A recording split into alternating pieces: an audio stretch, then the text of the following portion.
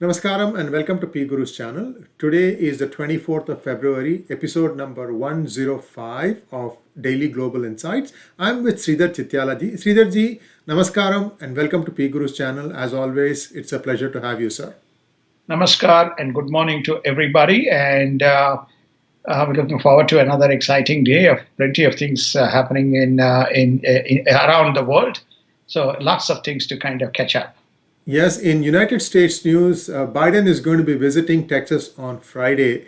What do you think is going to come out of it? Already, I think FEMA should be, moving into act by now. What are your thoughts, sir? There is no need for any FEMA, anybody to act. Texas has fixed its problems. And basically, the power grid has been Restored? restored February 21st, so most of them are back. They have had some carbon monoxide deaths, and people were affected. And I think they are showing some compassion in terms of the electricity bills, etc., to be addressed as part of the state program. So now they are trying to work on what should be the long-term remedial program besides weathering, demand supply management better with the reserves, the ability to service some of the equipment, because especially when you have this, icy cold winter, then the driving becomes hazardous, and especially in this, there's still overhead wiring in the United States. So the story is to go and adjust those junction boxes which get frozen. You need roads to travel. So some of these issues, I think they need to look ahead and think about how to organize it better. I think they have a plan. They're working on that. Former US police capital chief says that the rioters were very organized on January 6th, which kind of tends to, blow a hole in the argument that Trump was the one who incited them. If they were organized, that means it was pre-planned, isn't it? It was. There's a lot of evidence that is coming out, which is to say, it was pre-planned.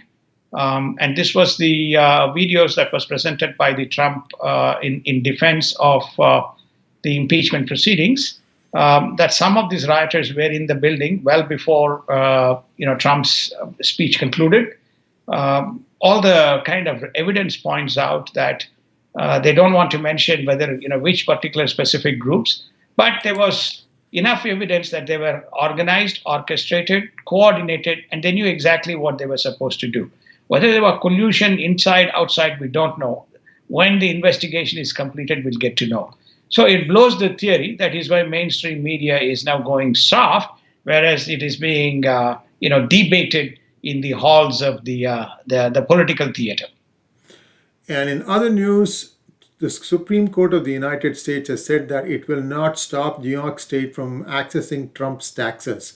Now, it seems almost like an interesting coincidence that whatever the New York State subpoenas, they all coincidentally happen to be Republicans. What are your thoughts, sir? Well, I think that this is we are a blue state. We are deep blue, and just we don't need to go too far. Andrew Cuomo was asked to be stepped down. He did not step down. They asked investigation to be done. No investigation was done. Here is a man who is the governor of the state, and his own mayor in New York basically said that this guy's behavior is not acceptable and he should. Over 50% of the deaths are at least somewhere nearby suppressed, and there's no investigation, there's no step down. But guess what? We're going to flog Mr. Trump to hell. If he lands, we'll arrest him. If he comes, we'll do this. Yeah, fine. He says, no problem. But you want my taxes? Go ahead and do it.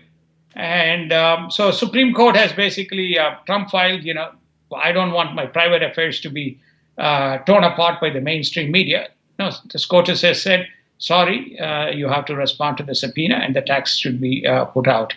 So to your point, which is, even some of the viewers had stated, oh, well, you're Trump support.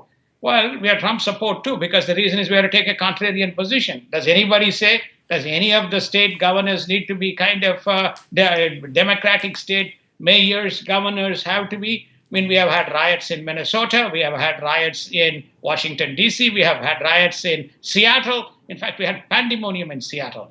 We have had riots in Portland. We also had incidents in California. In California, there's a very big issue going on under the governor. We can spend next 1 month in this daily global insights only talking about the problems that the democratic ruled governors and the states have on the local administration. But I think we covered one point, the $281 million diverted from COVID funds, right? So we talked about it. So I think that my view is, okay, you hear that, but you need to hear the other side too, right? So therefore, we are giving the other side. Without opposition, there is no meaningful mechanism. So, a few confirmations by the Senate. Tom Vilsack as the Agriculture Secretary. Linda Thomas Greenfield has been confirmed as the UN Ambassador. And we also have Merrick Garland. The questioning is still going on the Attorney General. And there are some questions that perhaps are not exactly along expected lines. Do you foresee some controversies that might crop up if he were to become the Attorney General, sir? Well, I clearly see, um, you know, some issues because the DOJ is often littered with problems. So for example, there is the Hunter Biden plus that Russia investigation is going on. He was asked about it. He says he's not speaking. Whether he's going to throw cold water in there under it, we don't know. John Durham, who was who was the deputy appointed by as the acting to continue by the previous attorney general. He is not going to, whether he's going to continue was asked. He made no comments. He was asked to comment on the gun control, and he said he's going to support. He was asked about the border issue. He was quite evasive on the border issue in terms of whether you treat it as a criminal or as a non-criminal offense. That only DOJ can do. Whatever these people frame, that aspect of it, the investigation goes to Department of Justice. And to round out U.S. news, David Perdue will not run for Senate in 2022 from Georgia, which means that somebody else perhaps is going to throw his or her hat in the ring to challenge Warnock. Remember that this was a seat that was going to be up for re-election in 2022. So it's possible that should a Republican win at that time, then again the balance in Senate will tilt towards the Republicans. So we'll have to wait and see. Is there anything you would like to add on that, sir? A very surprising decision, I think that, and he's called it as personal rather than political. I'm very surprised. This just came out of nowhere. And in global news, we have a lot to cover. US and its allies are planning on building a China-free tech supply chain, especially for chip manufacturing, battery technology, rare earth industries, and so on. And we have to wait and see what's going to happen. The interesting thing is the invitees that were invited to talk about this partnership: Korea, that is South Korea, Japan, Taiwan, even Australia was invited. The notable omission was India. I wonder why they left India out. To give you a direct and straight answer, I think you'll continue to see the Biden administration cold shouldering India right throughout the pre-election phase.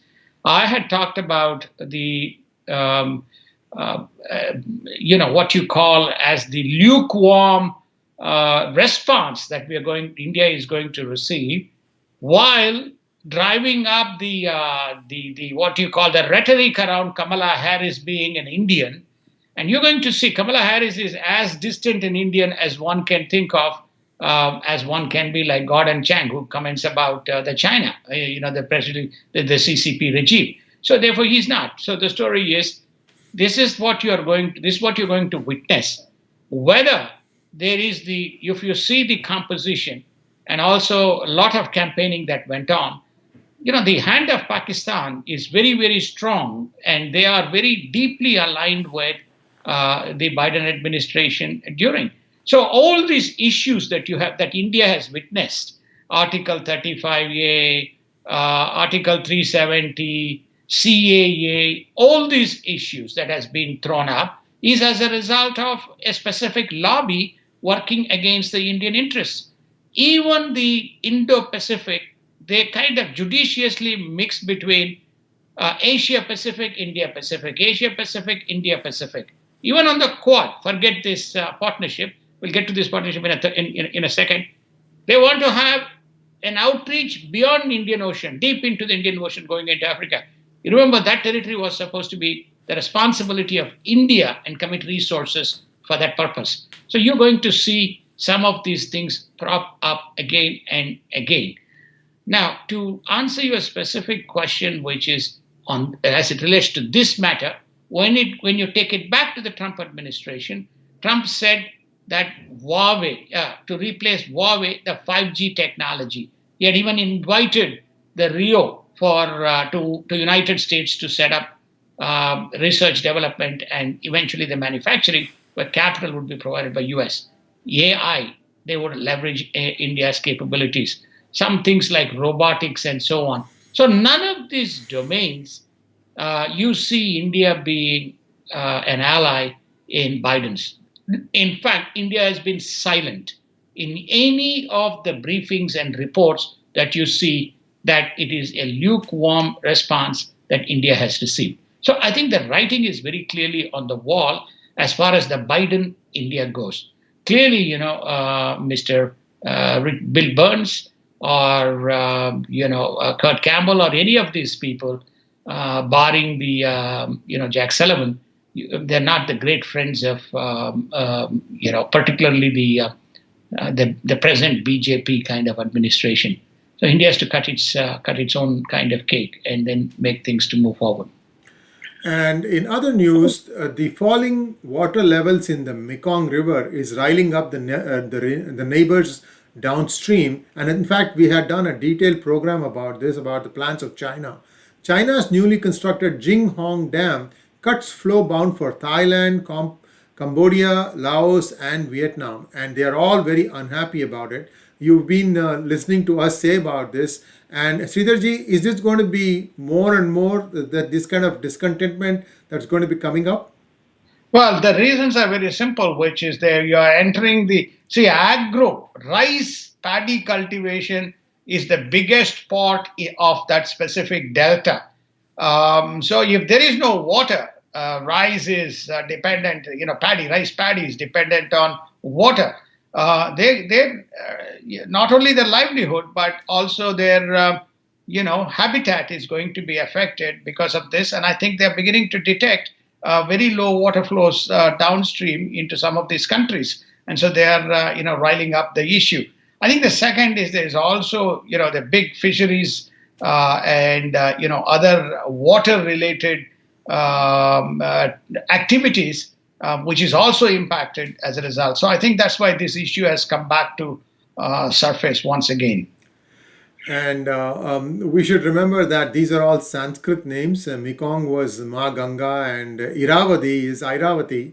And Airavati is, I guess, something to do with Airavatam, which is the elephant of Indra, right? Of heaven, of Indra. And anyway, so interesting stuff there. Let's move on to Iran. Iran has officially imposed sanctions and restrictions on, not sanctions, I should say, restrictions on UN inspection for inspecting their nuclear facilities, which is indicative that they are probably in an advanced state of enrichment. What are your thoughts, sir?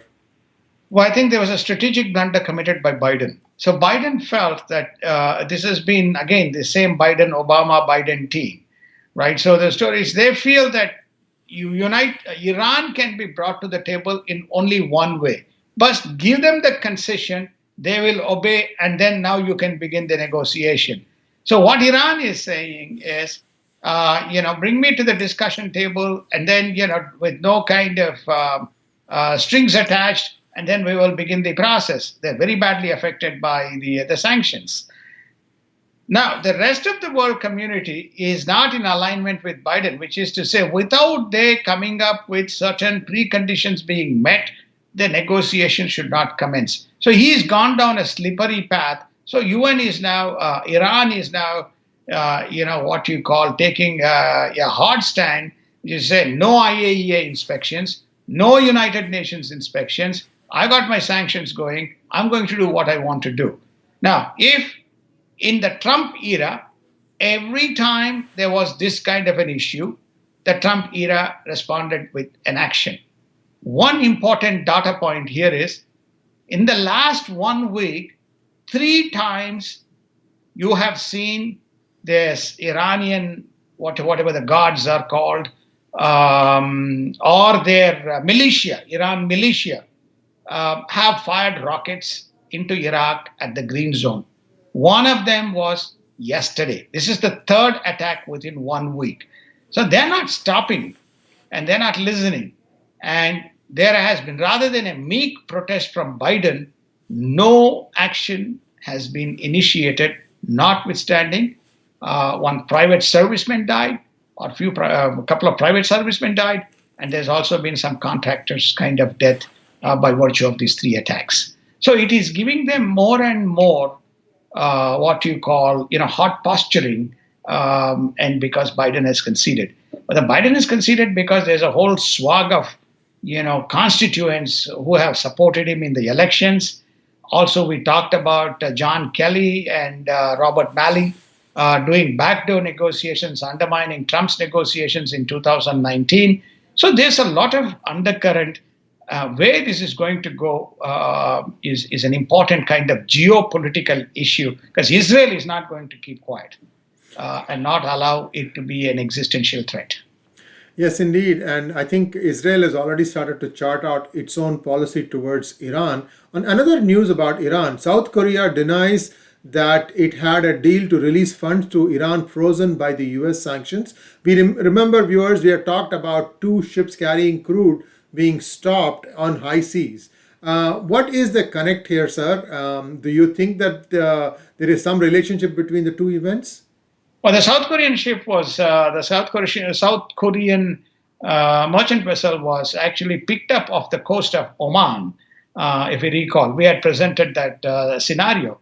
And Right. at that point of time, there was a speculation that the reason why this ship was picked up was there's some 1 to 1.5 or 2 billion, $1.5 billion was frozen in South Korean banks for the oil supplied. So it was under that pretension. So when I kind of now look back at this statement propping up today, which is effectively that some speculation that the Koreans may release the money, they got to protect their crew members. So they may pay the ransom or they may release the funds to get the ship back. So that's the connection. And India continues to expand defense manufacturing capabilities and infrastructure purposes.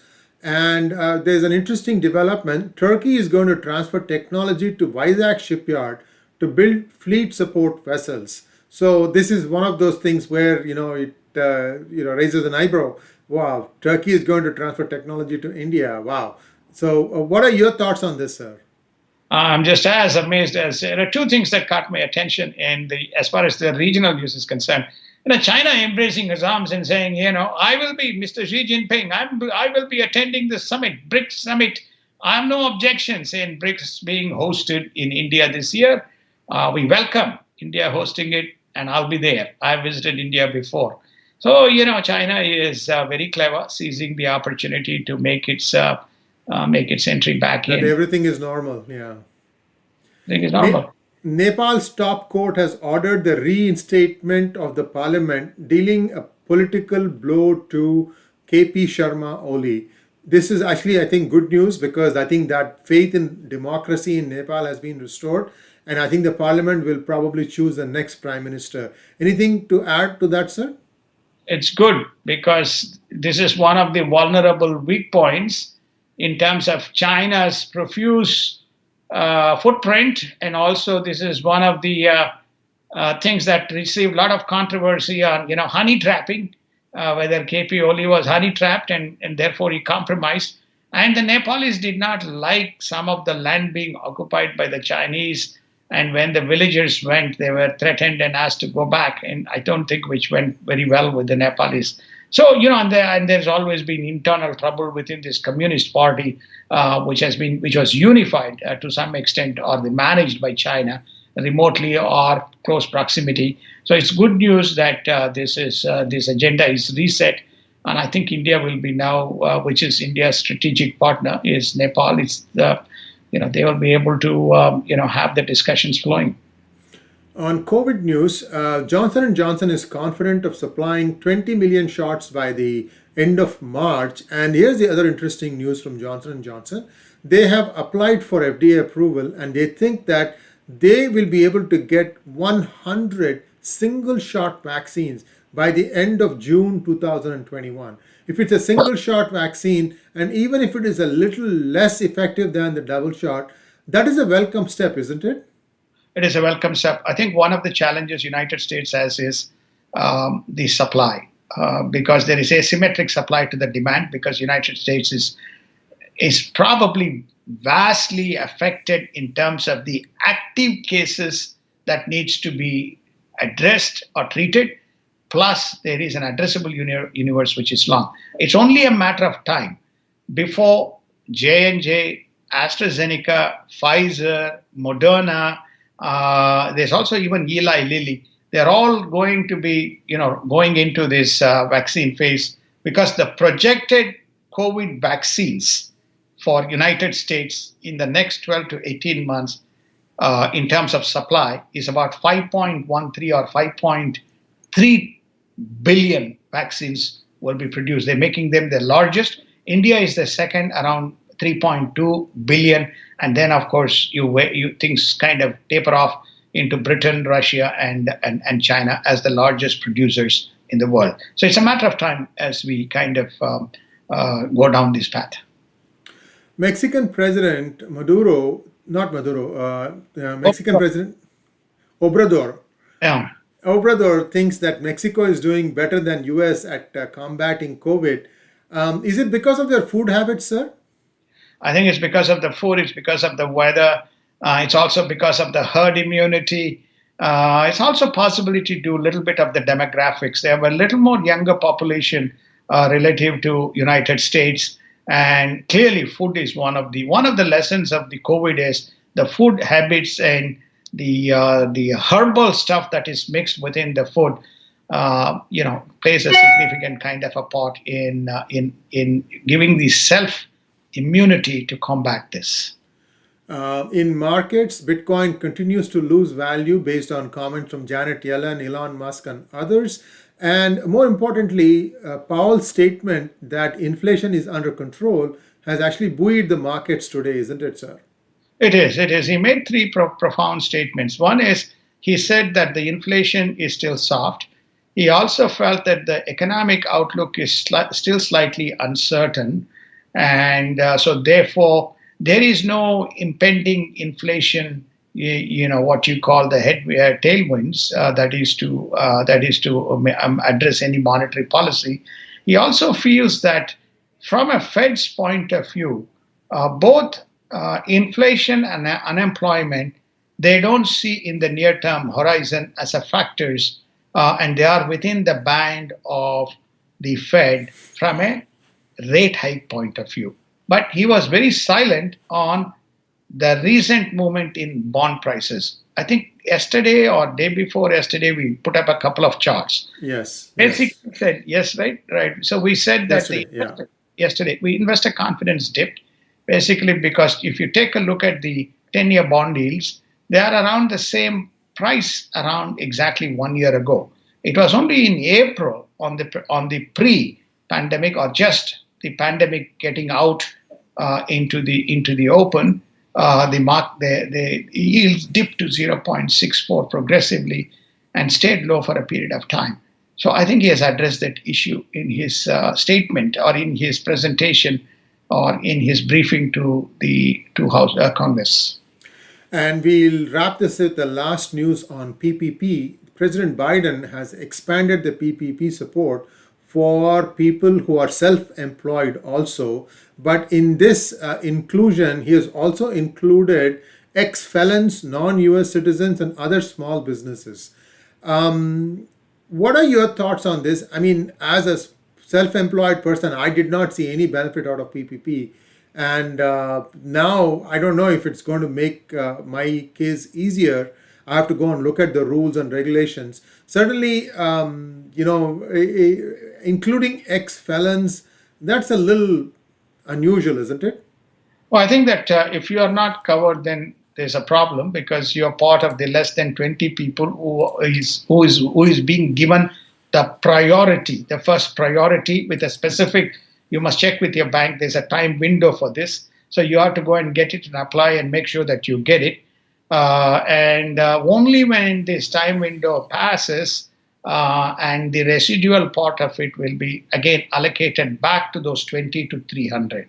So you have, this is SME. SME is basically those who have 20 employees and less, and then the ME is for those who are between 20 and 300. Then once you get past, then you have corporate, mid corporate, corporate, and so on, mid market corporates, and so on. So I think that you are well within the realms and bands, sir. You have to run to your bank, Wells Fargo or Bank of America, and make your application and make sure that your branch manager is canvassing for you. Well, I'll try my luck and I'll keep you guys posted as to how it played out. Thank you very much, Sridharji. As always, a pleasure to have you. Viewers, we are now beginning to pick up steam again in our drive to add more subscribers. Please do subscribe to our channel and also donate to our cause. And you can also help us by becoming a member of our channel. Being a member gives you additional benefits, which will be disclosed as things go along. And thank you very much once again for listening. And we'll be back tomorrow, same time. Namaskaram. Namaskar and have a wonderful day.